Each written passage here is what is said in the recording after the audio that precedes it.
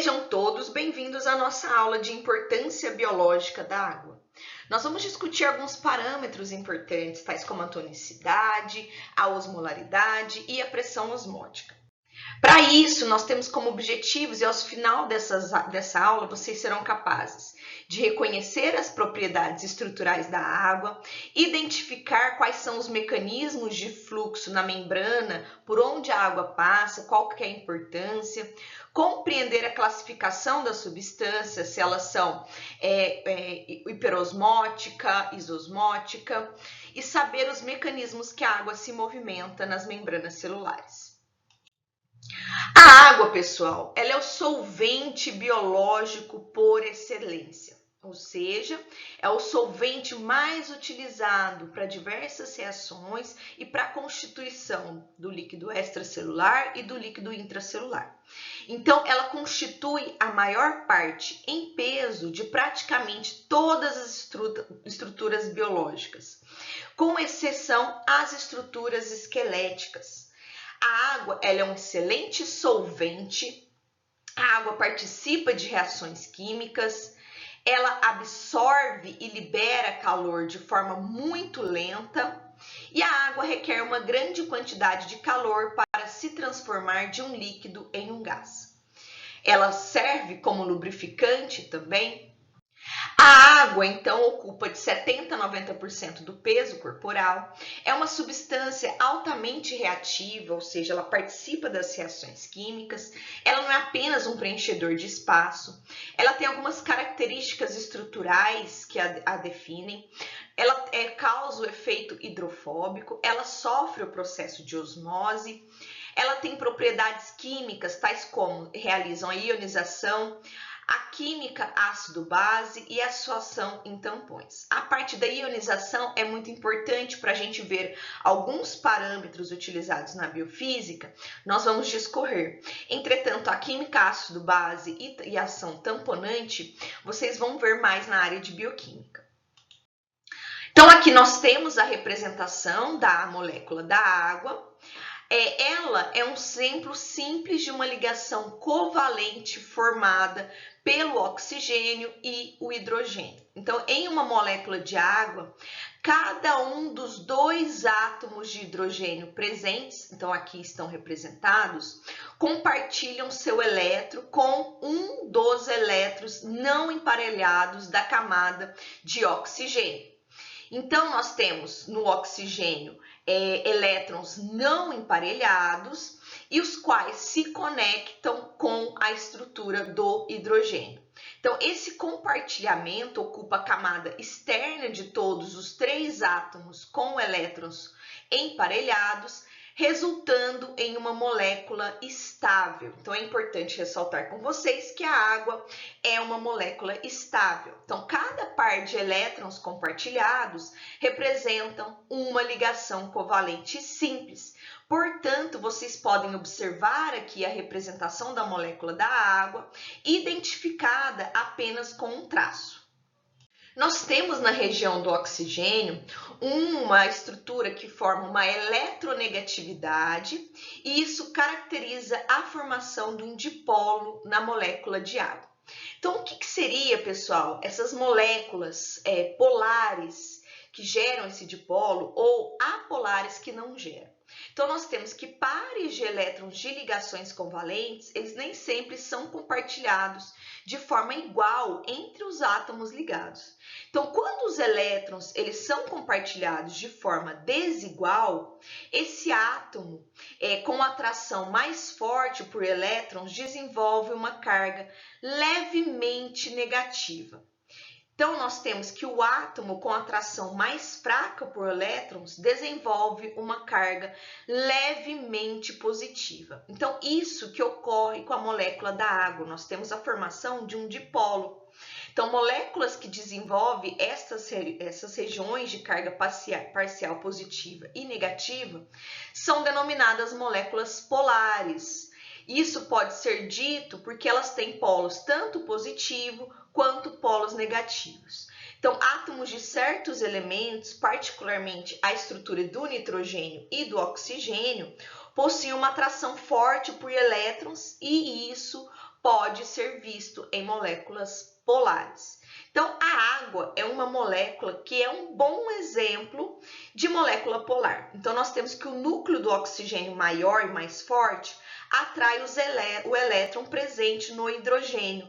Então, essa atração deixa os dois átomos de hidrogênio da molécula com uma carga parcial positiva e o único átomo de oxigênio com uma carga parcial negativa devido aos elétrons estarem desigualmente compartilhados na estrutura.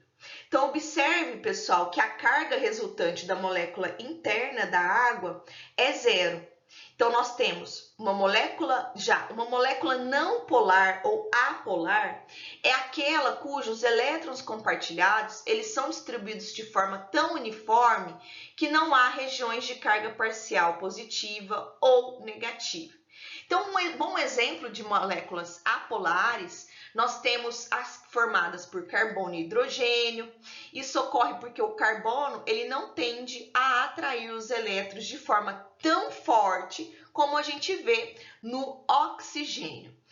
Então, se uma molécula é definida como polar, quer dizer que ela é dissolvível, ela pode ser dissolvida na água.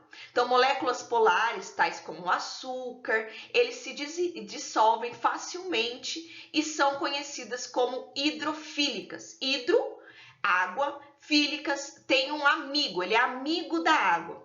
Já moléculas apolares, como representação dos óleos, eles não se dissolvem bem na água, sendo denominados hidrofóbicos.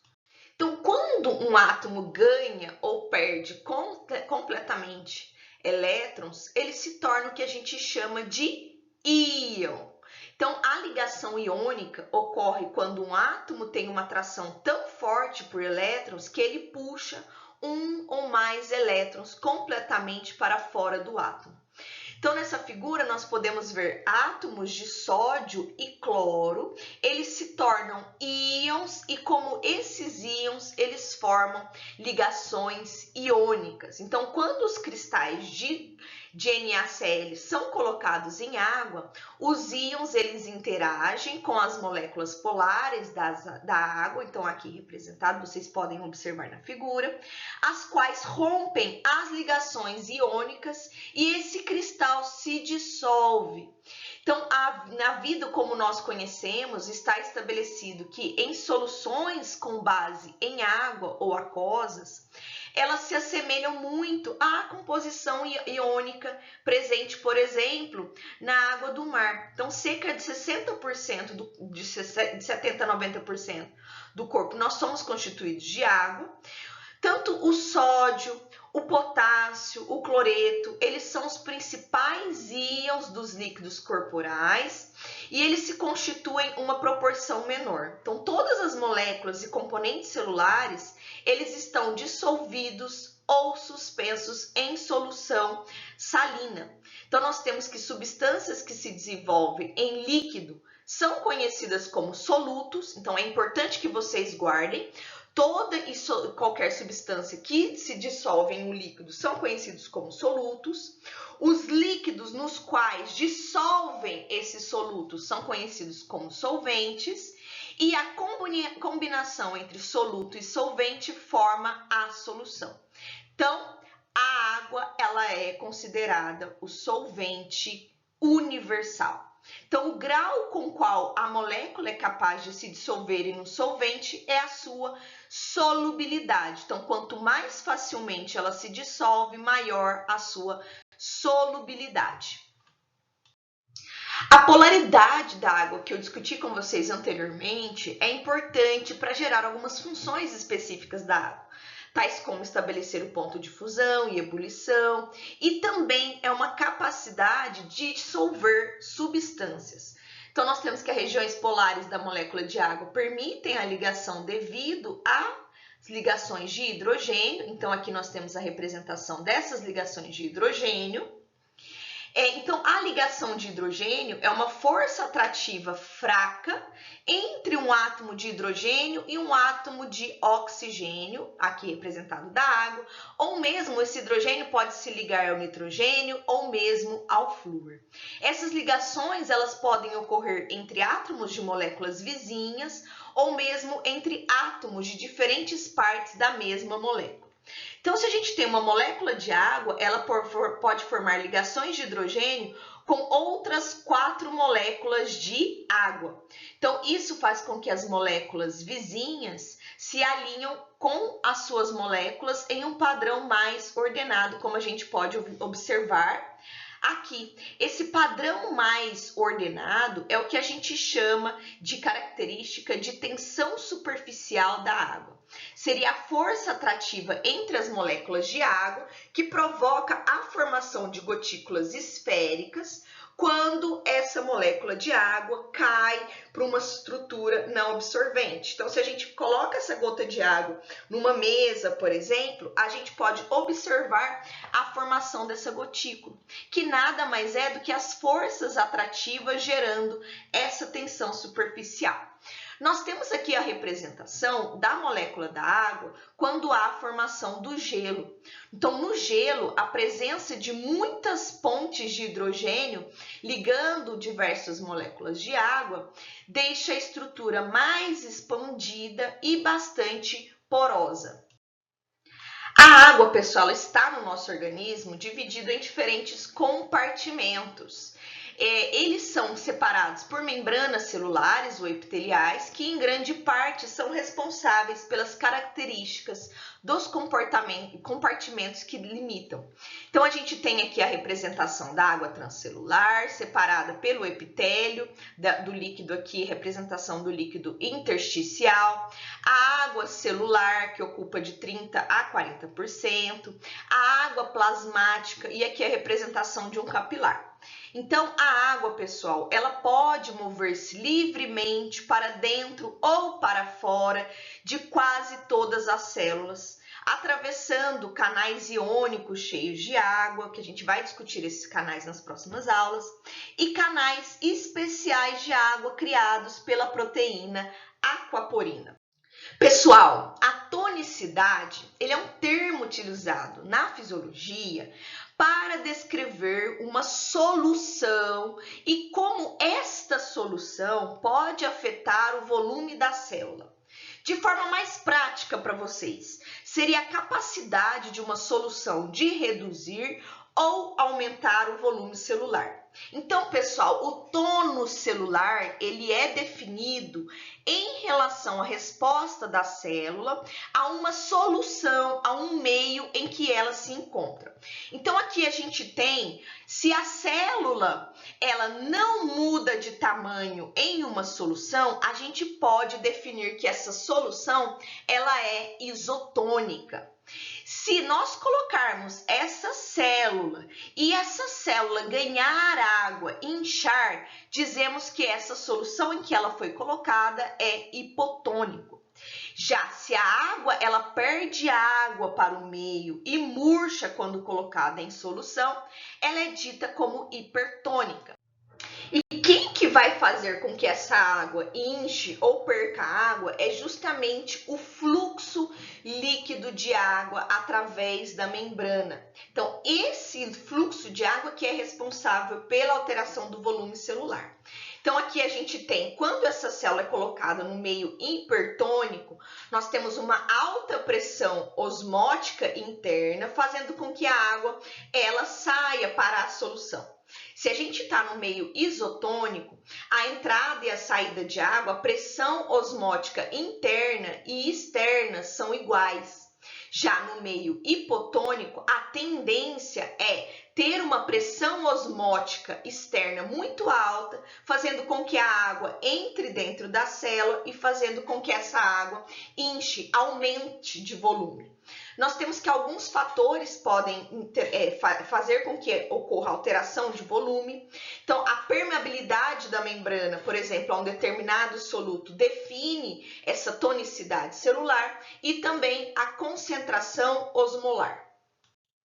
Bom, como que se dá, pessoal, esse fluxo da água através da membrana? Aqui nós vamos conversar sobre osmose, osmolaridade e pressão osmótica. Então, pessoal, a osmose é definido como fluxo de água através de uma membrana semipermeável, sendo que a membrana semipermeável é a membrana permeável à água, mas não aos solutos. Então, por exemplo, a água ela é capaz de mover-se livremente entre as células e o líquido extracelular e se distribui até as concentrações de água estarem iguais em todos os compartimentos. Ou seja, até o corpo estar em um estado de equilíbrio osmótico.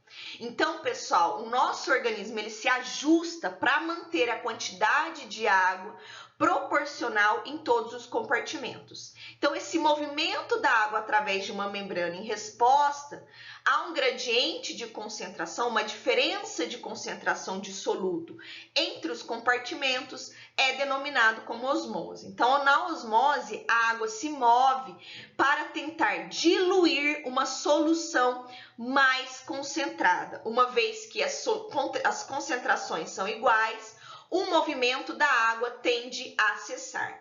Então, aqui a gente tem a representação em azul das moléculas de água, elas tendem a passar sempre buscando o equilíbrio, mantendo, fazendo com que ocorra um equilíbrio osmótico entre os compartimentos.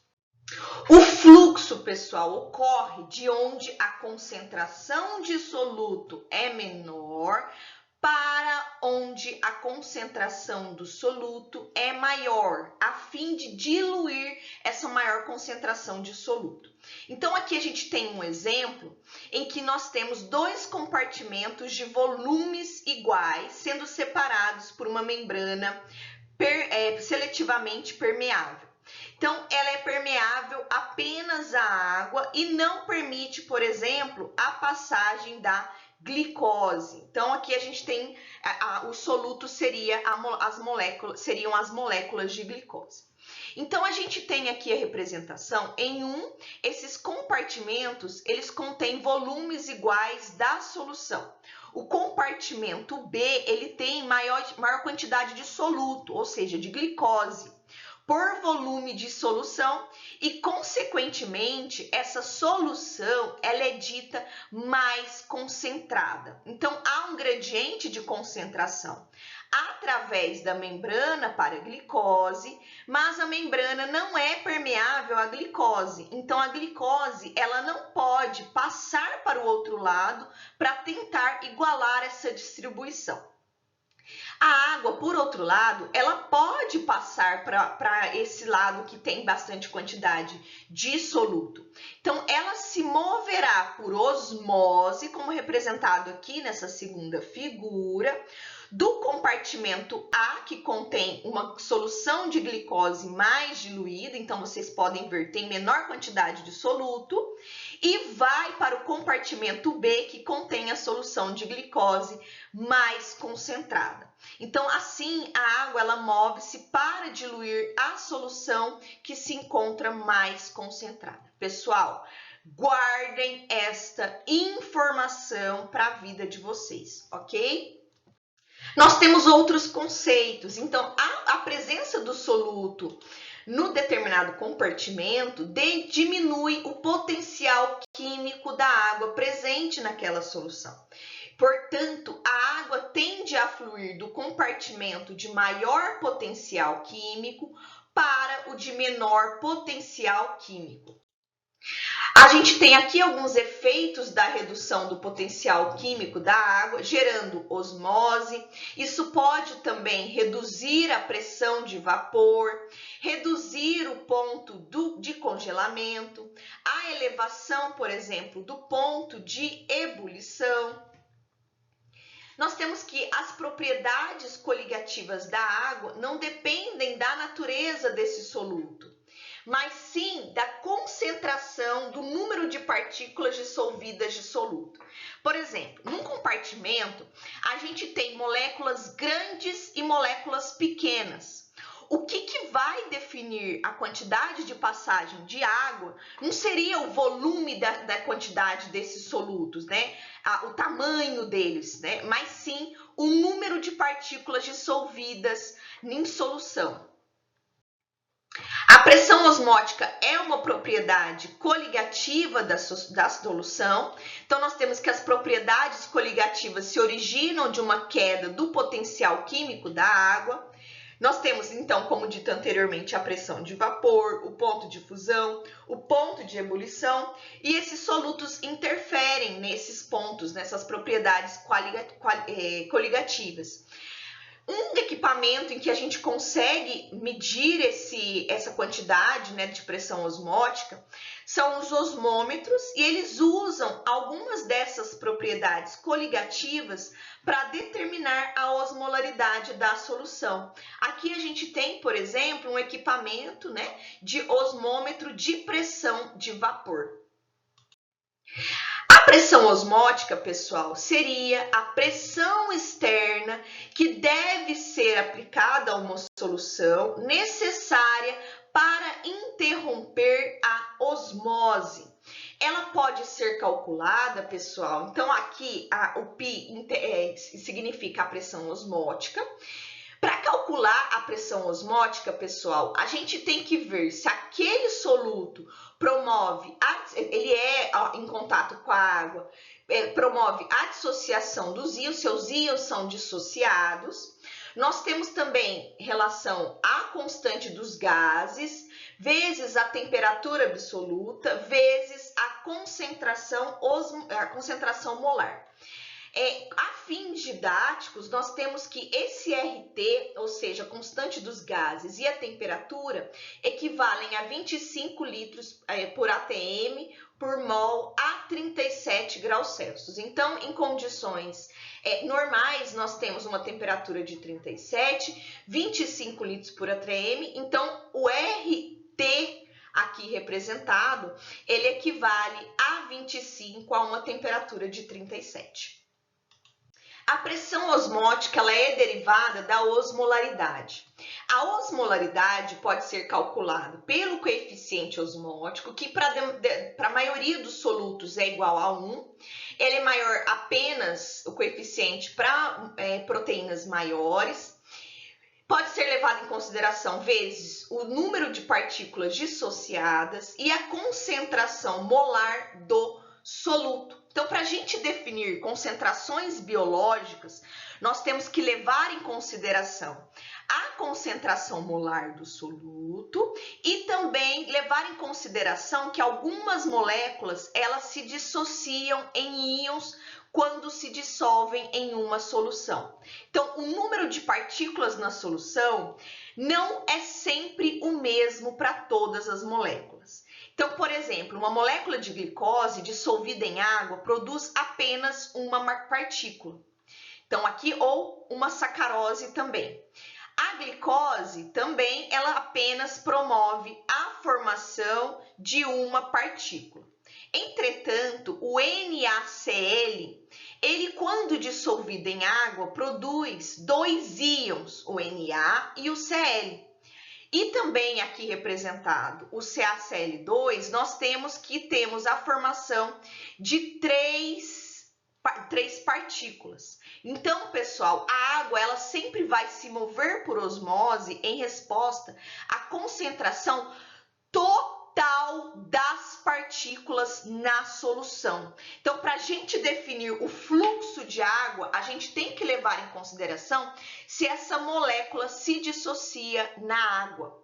Então, expressamos a concentração das soluções biológicas como osmolaridade e está relacionado ao número de partículas, sejam elas íons ou moléculas intactas por litro de solução. Então, a osmolaridade ela é expressa em osmoles por litro ou também em miliosmóis por litro. A gente tem que o somatório das concentrações de todas as moléculas e íons independentes que existem em uma solução aquosa. É importante ressaltar com vocês dois termos que parecem semelhantes, mas eles têm uma diferença. Nós temos que a osmolaridade se refere à pressão osmótica gerada pelas moléculas de soluto dissolvidas em 1 litro de solvente. Já a osmolaridade representa o número de moléculas dissolvidas em 1 quilo de solvente. Então, nas soluções diluídas, a diferença entre osmolaridade e osmolalidade é quase insignificante. Então, pessoal, a gente pode definir essa pressão osmótica da solução como sendo igual à pressão hidrostática que pode equilibrar o sistema. Então, aqui nessa primeira figura, a gente tem, né, a pressão hidrostática sendo igual à pressão osmótica. A gente tem a definição de o que a gente conhece como osmose reversa.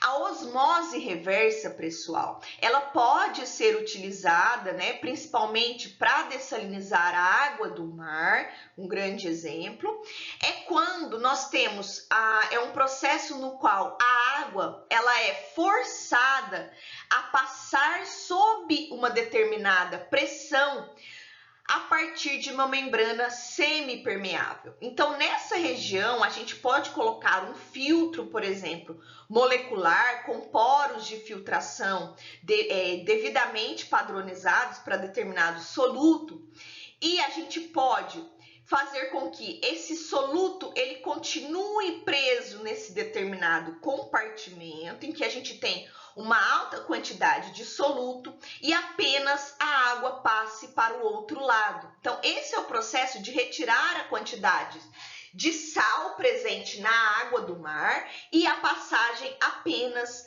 da água por meio de uma osmose reversa. Qual que seria a tendência natural? Devido à grande quantidade de soluto, se fosse apenas uma osmose, a tendência seria a passagem desse compartimento para o outro.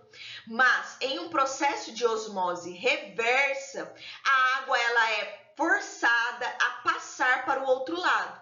E isso pode para diminuir a quantidade de sal presente na água, ou mesmo também a osmose reversa é utilizado para reduzir, para remover contaminantes presentes na água. Aqui a gente pode, como que a gente gera, pessoal, pressão osmótica em 2 compartimentos? Se nós temos a presença de água mais solutos, aqui somente água. Se esse soluto ele é impermeável, a gente tem o que a gente conhece como pressão osmótica efetiva, ou seja, a gente tem a passagem deste compartimento para este. Se esse soluto ele é permeável, a gente não tem o desenvolvimento da pressão osmótica efetiva. Então, a princípio, a gente tem o desenvolvimento da pressão osmótica, entretanto, à medida com que ocorre a passagem desse soluto, ele pode voltar porque ele é permeável. Então, nós temos a passagem também do soluto concomitantemente da água, reduzindo a quantidade da pressão osmótica gerada. Então, pessoal, se a gente tem uma solução, por exemplo, em que o soluto ele é permeável, a gente vai fazer com que essa célula, representada por um lado, por exemplo, se torne isotônica. A gente não tem aqui o desenvolvimento de uma pressão osmótica para garantir a passagem de água. Então, a permeabilidade de um soluto a uma determinada membrana é determinado de acordo com o seu coeficiente de reflexão. Então, esse coeficiente depende de um soluto em particular em relação a uma determinada membrana, sendo P definido como pressão hidrostática e aqui a gente tem a pressão osmótica. Então, nós temos a representação aqui do coeficiente de reflexão. Se o coeficiente de reflexão é igual a 1, nós temos que esse soluto ele não passa pela membrana. Alguns exemplos biológicos, nós temos a albumina e proteínas intercelulares. O coeficiente ele está de 0 a 1. Algumas partículas podem passar, mas não todas. Já em relação ao coeficiente de reflexão igual a 0, todos os solutos são capazes de passar por essa membrana. Pessoal, esse é o slide mais importante da nossa aula, ou seja, para que vocês não possam confundir o que seria a tonicidade e a osmolaridade. Então, relembrando, a tonicidade é um termo que descreve uma solução e como esta solução pode afetar o volume da célula. Então, se a célula é colocada numa solução e ganha água, dizemos que essa solução é hipotônica. Se a célula perde água e murcha, essa solução é dita como hipertônica. Se a célula não muda de tamanho, ela é conhecida como isotônico. Então, por convenção, sempre descrevemos a tonicidade da solução em relação ao que ela poderia causar na célula. Então, a tonicidade descreve o volume da célula logo que a célula entra em equilíbrio com a solução. Então, a osmolaridade, pessoal, ela descreve já o número de partículas de soluto dissolvidas em um volume de solução. Então, ela tem como unidade osmoles por litros. Já a osmolaridade de uma solução, ela pode ser mensurada pelo osmômetro. Já a tonicidade, ela não tem unidades e ela é apenas sempre um meio de comparação.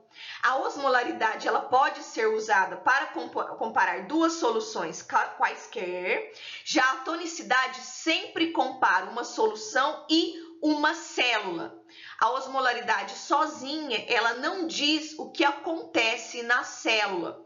Já a tonicidade, ela vai definir para você o volume dessa célula, tá? Então, isso é o que mais pode confundir vocês. A razão pelo qual a tonicidade de uma solução depende não apenas de sua concentração, mas também da natureza desses solutos. Então, se a gente tem solutos que podem passar por entre essa membrana, a gente fala que esses solutos são penetrantes. Já as partículas que não podem atravessar a membrana são conhecidos como solutos não penetrantes. A tonicidade depende da concentração desses solutos não penetrantes. Então, se esses solutos conseguem passar pela membrana, eles não vão definir a tonicidade dessa célula. Então, inicialmente, algumas informações são importantes para vocês. Nós temos que, para dizer em relação à tonicidade, se a célula possui uma concentração maior de solutos não penetrantes do que a solução, haverá um movimento resultante de água para dentro da célula, ou seja, a água incha e a solução vai ser definida como hipotônica. Se a célula tem uma concentração de solutos não penetrantes mais baixa do que a solução, haverá um movimento resultante de água para fora da célula. A célula, então, vai murchar e a solução é considerada hipertônica. Se as concentrações de solutos não penetrantes são as mesmas na célula e na solução, não haverá movimento resultante de água no equilíbrio, portanto, a solução é isotônica. Então, pessoal, isso é muito importante para a gente definir a tonicidade e a osmolaridade.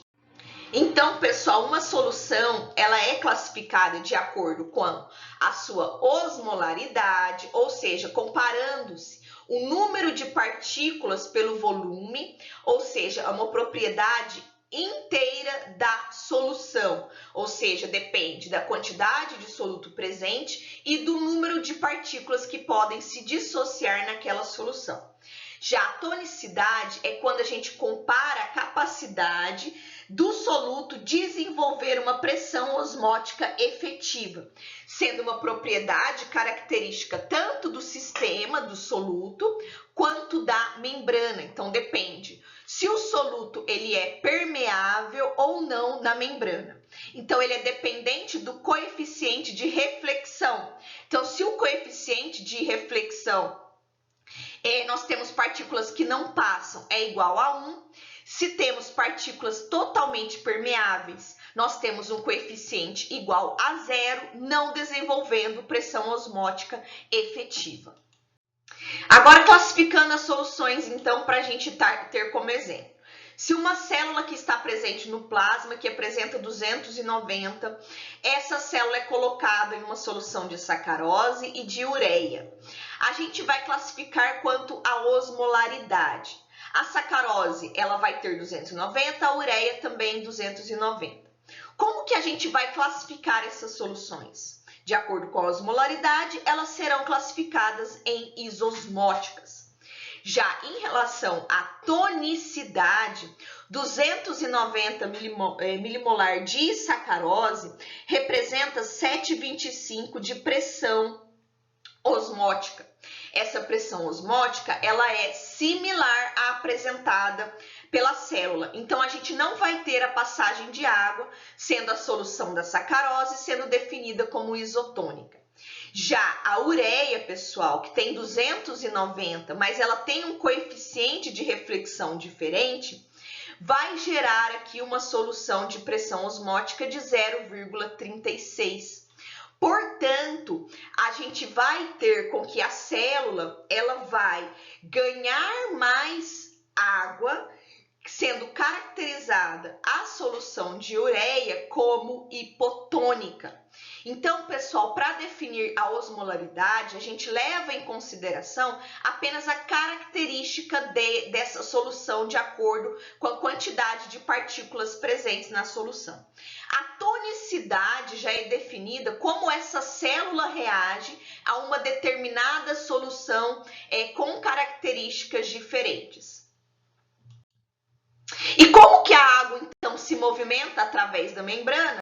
A água pode se difundir diretamente através da membrana, pela partição entre o citoplasma e a membrana, por pequenos espaços criados por dois fosfolipídios adjacentes que fazem parte da constituição da membrana, ou por poros formados por proteínas permeáveis à água, conhecidas como aquaporinas. A gente tem aqui as referências bibliográficas ressaltando a importância do Silverthorne para a discussão da osmose. Eu gostaria de agradecer a todos pela atenção, muito obrigada e até a próxima aula.